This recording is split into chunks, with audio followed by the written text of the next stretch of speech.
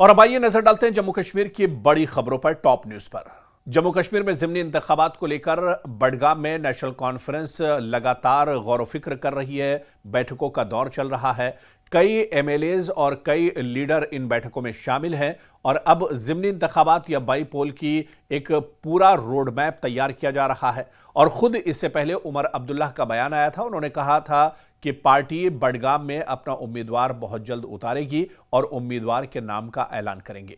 लेकिन जिस तरह से ज़िमनी इंतखाबात की हलचल बढ़ती जा रही है, बीजेपी पहले ही अपने दोनों उम्मीदवारों के नामों का ऐलान कर चुकी है, लेकिन इंतजार ये किया जा रहा है कि नेशनल कॉन्फ्रेंस की तरफ से बडगाम में उम्मीदवार कौन होगा। क्या आज इस पर तस्वीर साफ हो सकती है या आने वाला कितना और वक्त लगेगा, क्योंकि 20 तारीख नॉमिनेशन की आखिरी तारीख है और ऐसे में आज और कल का दिन नेशनल कॉन्फ्रेंस के पास बचता है और इन्हीं 2 दिनों में उसे अपने उम्मीदवार को मैदान में उतारना है, उम्मीदवार की एक तरह से ऐलान करना है, क्योंकि आज से कल में उम्मीदवार का ऐलान होगा और कल 20 तारीख है, यानी इन्हीं 2 दिनों में नॉमिनेशन एक तरह से फाइल हो सकता है। तो नेशनल कॉन्फ्रेंस की तरफ से कौन उम्मीदवार होगा, यह तस्वीर आने वाले कुछ घंटों में एक तरह से साफ हो सकती है।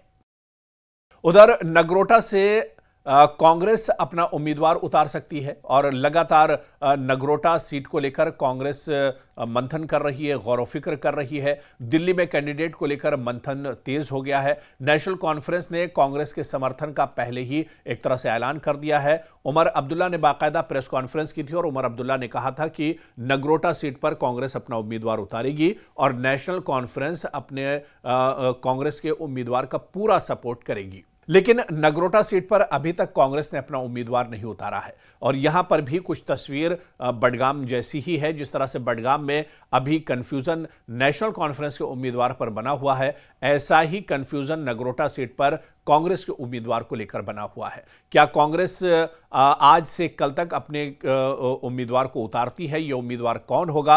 और जाहिर सी बात है कि कांग्रेस की लीडरशिप दिल्ली में है और ऐसे में जम्मू कश्मीर से लेकर दिल्ली तक हलचल तेज हो गई है और यह कहा जा रहा है कि आज से कल तक कांग्रेस नगरोटा सीट पर कौन उसका उम्मीदवार होगा, यह तस्वीर एक तरह से साफ हो जाएगी और अपने उम्मीदवार का ऐलान आने वाले आज से कल तक कांग्रेस कर सकती है, क्योंकि 20 तारीख नॉमिनेशन का आखिरी दिन होगा। इससे पहले कांग्रेस किस उम्मीदवार को मैदान में लाती है, यह देखना भी अहम होगा।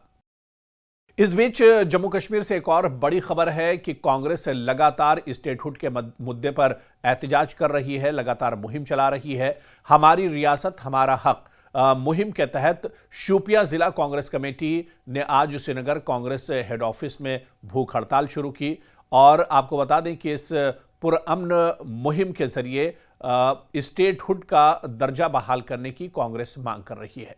आपको याद होगा कि कांग्रेस ने पार्लियामेंट में जो सेशन हुआ था पिछले दिनों, उस सेशन से पहले कांग्रेस लीडरशिप राहुल गांधी और मल्लिकार्जुन खड़गे ने वज़ीर आज़म नरेंद्र मोदी को बाकायदा लेटर लिखा था जिसमें स्टेटहुड की बहाली की मांग की गई थी और उसके बाद से ही पूरे जम्मू कश्मीर में कांग्रेस ने इस मुहिम को तेज कर दिया था। जम्मू कश्मीर से लेकर दिल्ली के जंतर मंतर तक कांग्रेस ने एहतजाज किया था। जंतर मंतर पर भी एक बड़ा प्रोटेस्ट कांग्रेस की तरफ से किया गया था, जहां जम्मू कश्मीर के तमाम लीडरान शामिल रहे थे और यहां से एक तरह से मांग की गई थी कि जम्मू कश्मीर को रियासत का दर्जा दिया जाए।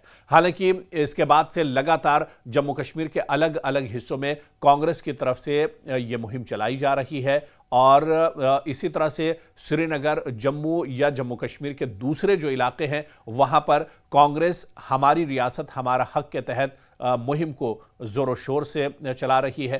कांग्रेस का कहना है कि यह मुहिम खामोशी के साथ चल रही है, लेकिन जब तक जम्मू कश्मीर के लोगों को जम्मू कश्मीर मुकम्मल रियासत का दर्जा या स्टेटहुड नहीं मिल जाता है, तब तक वो अपनी मुहिम को इसी तरह से चलाते रहेंगे। एक और बड़ी खबर बारामूला से आई, जहां बारामूला मदरसे में भयानक आग लग गई और सारा सामान इस आग में जलकर राख हो गया।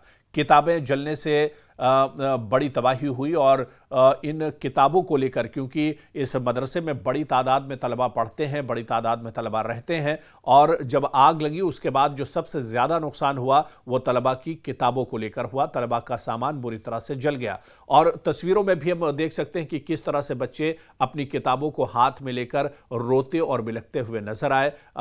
एक बहुत इमोशनल तस्वीरें यहाँ से देखने को आई, जब बच्चे जो उनकी दरसी किताबें हैं, जो उनकी मजहबी किताबें हैं, उन्हें हाथ में लेकर एक तरह से रो रहे थे, क्योंकि बच्चों का पूरा सामान, तलबा का पूरा सामान, खासतौर से उनकी जो किताबें थी वो आग की नजर हो गई। हालांकि ये वारदात कैसे हुई, आग कैसे लगी, ये तो पता नहीं चला, लेकिन मदरसे की पूरी इमारत देखते ही देखते एक तरह से आग के हवाले हो गई। यहाँ के जो मकामी लोग हैं और मदारिस के जो जिम्मेदारान हैं, उनका इल्जाम है कि कई घंटे तक आग लगी रही, लेकिन फायर ब्रिगेड का अमला मौके पर नहीं पहुंचा। अगर फायर ब्रिगेड का अमला मौके पर पहुंच जाता तो न सिर्फ बच्चों का मुस्तकबिल बल्कि बच्चों की जो किताबें हैं, उनका जो सामान है, वो एक तरह से बचाया जा सकता था। लेकिन गनीमत इस हादसे में यह रही कि कोई जानी नुकसान नहीं हुआ है, और जो माली नुकसान हुआ है, अब सरकार से यह अपील की जा रही है कि वो इन तलबा की मुआवनत करें, इन तलबा की मदद करें, ताकि इनके जो जख्म है वो एक तरह से भर सकें। लेकिन यह हादसा क्यों पेश आया, या इस हादसे की बड़ी वजह क्या थी, आग बुझाने में इतना वक्त क्यों लगा, जो मकामी लोग और मदरसे के जिम्मेदारान हैं वो इस बारे में तफसील बता रहे हैं।